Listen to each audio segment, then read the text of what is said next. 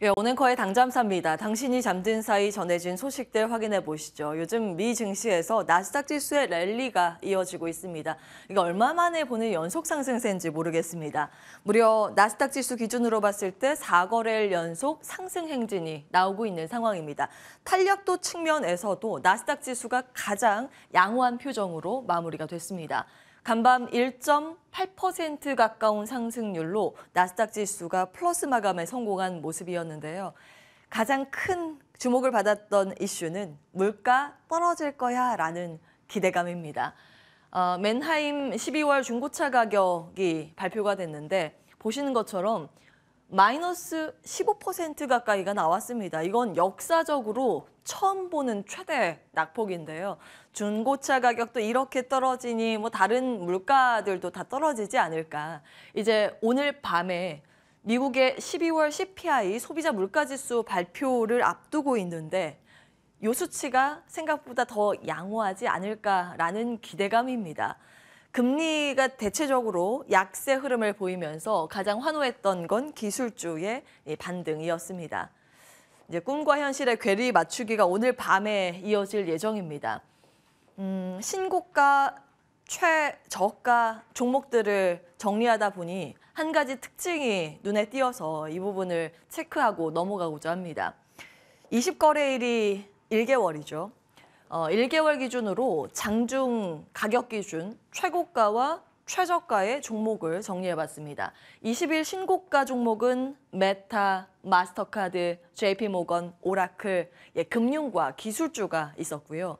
20일 기준으로 신저가 종목은 코카콜라, 펩시코, 존슨앤존슨, 에브비, 화이자, 필수 소비재하고 헬스케어, 전통적으로 시장 방어 성격을 가지고 있다고 여겨지는 종목들이 최근 들어서 부진한 흐름을 보이고 있습니다. 지난해의 결과 굉장히 반대의 패턴이 나오고 있는 거죠. 지난해에 열풍을 불었었던 종목이 최근 부진하는 모습이고요. 지난해에 부진을 거듭했던 종목들이 최근 한 달간 상승세를 이어가고 있습니다. 결국 시장은 이 두 가지를 기대하고 있는 것으로 결론이 납니다. 연준 올해에는 금리 인하하겠지. 이 피봇 기대감 연결돼 있는 게 기술주죠. 기술주의 강세와 반대로 이 기대감 때문에 방어주 성격이 힘을 쓰지 못한다로 연결지을 수 있습니다. 그리고 경기에 대한 부분인데 경기에 대해서 생각보다 괜찮을 것이다, 잘 버텨줄 것이다, 이 연착륙 기대감인데 이것은 이제 금융주의 강세가 연결이 되어 있습니다. 발표되는 수치가 계속 근거들이 추가되고 있는 상황이죠. 경기 침체의 공식 선언은 전미경제연구소에서 합니다. NBER에서 선언을 해야만 그때부터 공식적으로 경기 침체를 사용할 수 있는데요. 지금 수치를 보면 그 근처에도 안 간 건 아닌가 합니다. 이 NBER에서 보는 6개 판단 자료 보시면 6가지 모두 이 노란 막대가 3개월간의 데이터인데요. 모두 확장 국면입니다. 모두 플러스입니다. 단 한 곳에서도 마이너스가 나오지 않고 있습니다. 이 판단 자료 기준으로 경기 침체를 선언하는데 그 거리가 있어 보입니다. 그리고 어제 말씀드린 세계 은행에서 전 세계 성장률 목표치를 좀 다운시켰다라는 점, 그리고 많이 다운시켰다라는 점 말씀을 드렸습니다.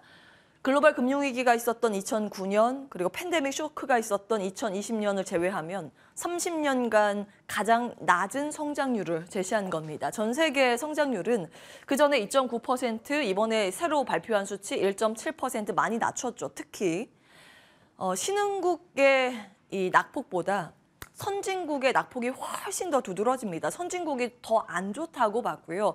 유로존도 안 좋게 봤고 미국도 안 좋게 봤습니다. 그런데 눈에 띄는 부분은 중국은 성장을 더 할 것이라고 높여 잡았고요.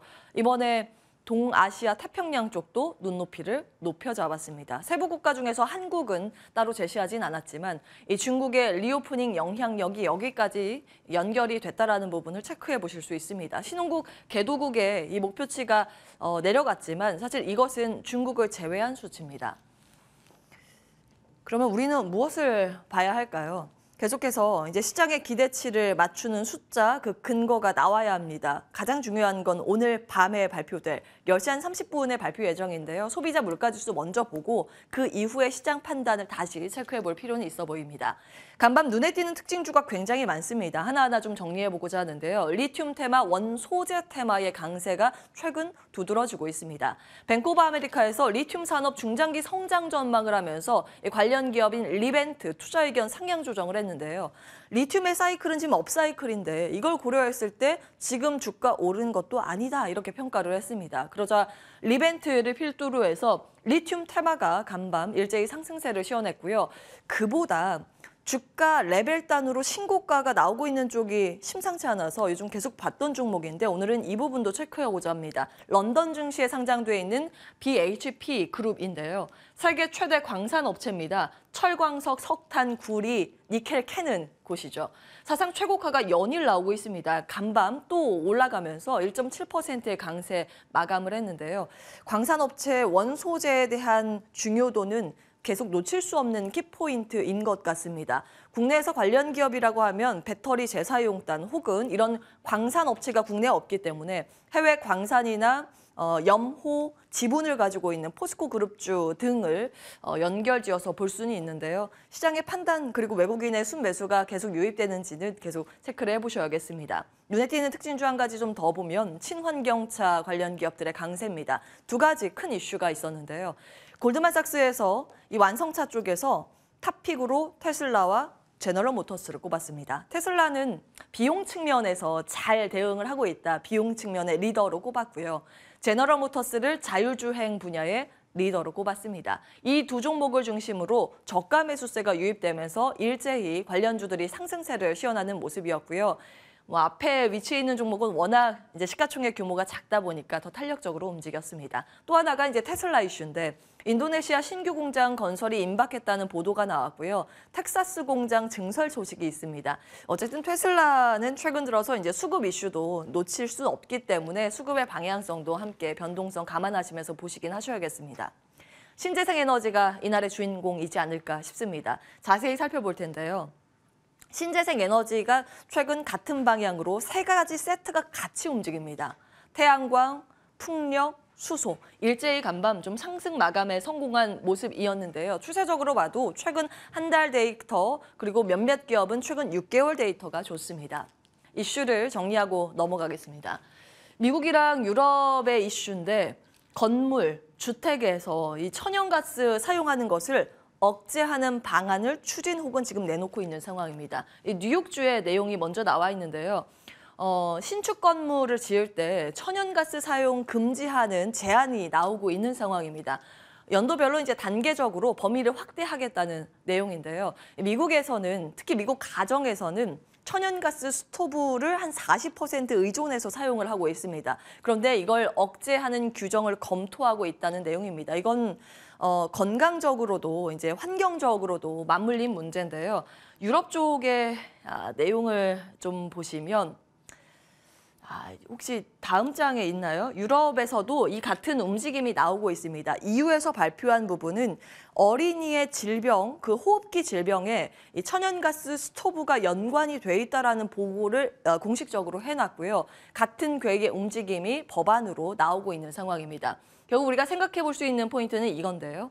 건물, 가정집에서 필요한 이 에너지원을 전기화로 전환하는 속도가 빨라질 것이라는 관측을 볼 수 있습니다. 결국 건물이나 가정집에서 사용할 수 있는 전환 에너지라고 하면 가장 크게 태양광, 그다음이 수소가 될 수 있겠죠. 연료 전지 대체 전망이 나오고 있는 상황입니다. 자, 자리 옮겨서 태양광 부분을 조금 더 들여다보겠습니다. 태양광의 움직임은 우리나라와 중화권 기업의 방향이 굉장히 심상치 않게 요즘 전개가 되고 있습니다. 아시아권의 흐름 이어서 정리를 해볼 텐데요. 그에 앞서서 이제 재미있는 언어 유희 측면에서 키워드가 나와서 한번 정리하고 넘어가겠습니다. 올해 주목할 섹터로 에너지, 로봇, 배터리, 우주항공 이 앞글자를 따서 재미있는 이제 단어가 키워드로 돌아다니고 있는데요. 이제 재미로 이제 엮어서 만든 거겠지만 최근 들어서 이 관련 기업들의 주가 반응이 국내에도 나오고 있어서 한번 체크를 해보고자 하고요. 이 가운데 이제 에너지, 신재생 에너지 포함일 겁니다. 특히 태양광 쪽의 주가 반응이 요즘 나오고 있는 상황이죠. 미국의 3대 투자은행의 선택, 지난달에 나온 내용인데 미리 이 한화솔루션의 미국 투자를 안 것인지 JP모건과 모건스탠리에서 국내 기업들 탑 중에 한화솔루션을 같이 꼽고 있었습니다. 내용 들여다볼까요? 예, 한국도 중국도 태양광의 반등세가 요즘 나오고 있는 상황입니다. 같이 나와요. 글로벌적인 기업들의 흐름 다음 장으로 좀 정리해 볼 텐데 일단 이슈부터 체크해 보시면 어제 우리 장중에 이미 반영된 내용입니다. 한화솔루션이 미국에 3조 2천억 원 투자키로 한 내용입니다. 현지 태양광 투자 중에 최대 규모라고 알려져 있고요. 내용은 이렇게 됩니다. 요즘 보시면 이게 중국의 폴리실리콘 등의 이제 태양광 소재 관련 가격의 추이인데 폴리실리콘 급락하죠, 웨이퍼도 급락하죠, 셀도 급락하죠, 모듈은 선방을 하고 있는 모습입니다. 최근 이 주가의 방향 보면 확실히 이제 모듈 기업들의 강세가 눈에 띄고 있습니다. 국내 모듈 기업 한화솔루션, 현대에너지솔루션, 중국의 관련 기업이라고 하면 진코솔라가 될 텐데요. 이게 투자 의견 상향 조정이 나왔습니다. 로스캐피털의 보고서 내용인데 그동안 좀 발목을 잡았었던 우려의 포인트, 위구르 노동력 착취 관련해서 미중 교제 리스크가 완화되는 구도로 가고 있다는 분석이고요. 폴리실리콘 가격이 지금 떨어지고 있습니다. 그런데 이 원소재가 가격이 떨어지자 이걸로 이제 제품을 만드는 기업은 수익성의 긍정적인 측면이라는 보고가 되고 있는 상황입니다. 이건 지난 7월 당잠사에서 이 실적 보고 놀라서 이제 말씀드린 그 화면 내용인데요. 한화솔루션 태양광 사업부 흑자 전환인데 정말 믿기 어려운 조기 흑자 전환이라는 부분 체크해드렸고요. 현대에너지솔루션도 이미 2분기에 이익이 굉장히 크게 폭발적으로 늘어났다는 점 체크해드렸습니다. 그 전년 같은 기간보다 700% 이상 성장한 수치입니다. 주가의 방향의 흐름으로 보자면 미국의 태양광이 먼저 갔습니다. 퍼스트솔라의 차트가 나와 있는데요. 6개월 차트 최근 들어서 강세 행진이 꾸준히 지속되고 있다는 그 흐름을 체크해 보실 수 있습니다. 그리고 중국의 기업인데 이제 뉴욕의 ADR로 상장이 돼 있죠. 따취엔 뉴 에너지, 티커는 DQ입니다. 이 주식이 굉장히 많이 그동안 부침을 겪었다가 최근 들어서 반등세가 나오는데요. 간밤에 1.4% 올랐고 그 전 거래일에 12% 이상 급등을 했습니다. 최근에 움직임이 전 세계적으로 굉장히 심상치 않아서 전 거래일 기준으로 뭐 중국, 미국, 한국 기업들의 상승률을 다 체크를 해봤습니다. 확실히 어제 이 모듈 기업의 탄력도가 좋았고요. 현대에너지솔루션 15%, 한화솔루션 6% 이상 강세 마감을 한 부분을 체크해 보실 수 있습니다. 중국 쪽의 이슈를 조금 더 추가적으로 살펴보자면 폴리실리콘 가격 급락 이후에 일단 투자에 대한 기대감이 나오고요. 우리나라 포함해서 신재생 관련 기업들의 저가 매수 분위기가 요즘 올라가고 있는 상황입니다. 이건 수급적인 이슈겠죠. 그리고 중국의 정부 재정 지출에 대한 기대감인데 1월, 2월 지방정부 투자 목표를 설정합니다. 여기에 같이 재정 지출이 포함되지 않을까 하는 기대감도 중국 내부적으로 잡히고 있습니다. 다만 변수는 크게 두 가지는 체크해 보셔야겠습니다. 일단 이거죠. 앞서서 이제 실적 부분 말씀을 드렸지만 가수요, 선수요의 부분입니다. 작년에 이미 올해 이만큼 필요할 것이다 하면서 미리 끌어다가 수요 부분이 반영된 측면도 있습니다. 그리고 최근 수급적으로 봤을 때 이 앞서서 이제 말씀드린 것처럼 신재생 저가 매수의 분위기도 놓칠 수는 없겠지만 최근 들어서 이 매수의 방향을 보면 큰 틀로 리오프닝과 금융주가 더 크게 형성돼 있는 것을 확인해 보실 수 있습니다. 수급은 결국 이제 풍선의 논리로 공방 싸움이 있을 텐데 이 대비 구도가 앞으로 나오면서 이 자금이 이쪽으로 더 많이 쏠린다 하면 상대적으로 소외받을 가능성도 한켠에는 염두에 두실 필요는 있어 보입니다. 자, 이제 수소 에너지에 대한 이야기를 좀 해볼까요?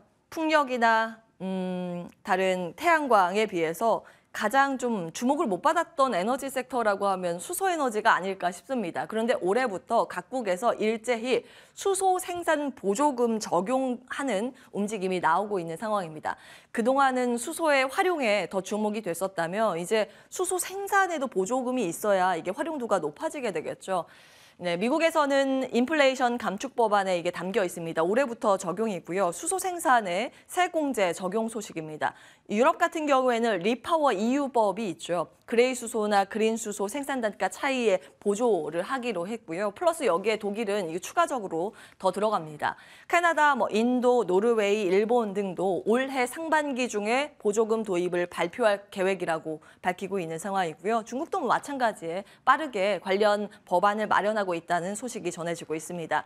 자, 우리나라는 사실 그 전 정권에서 수소 사랑이 더 컸죠. 그 이후에 좀 부침을 겪고 있는 최근 분위기였는데 이제 수소 생산 보조금 법안이 어제 발의했다는 소식입니다. 아직 통과는 아니기 때문에 추이는 계속 좀 따져보셔야겠고요. 이것이 통과된다면 수소 활용해서 수소 생산 쪽으로 앞으로 이제 드라이브가 정책적으로 걸릴 가능성의 분석이 나오고 있습니다. 참고해 보시기 바랍니다. 이제 자리 옮겨서 투자 의견, 투자 판단 받도록 하겠습니다.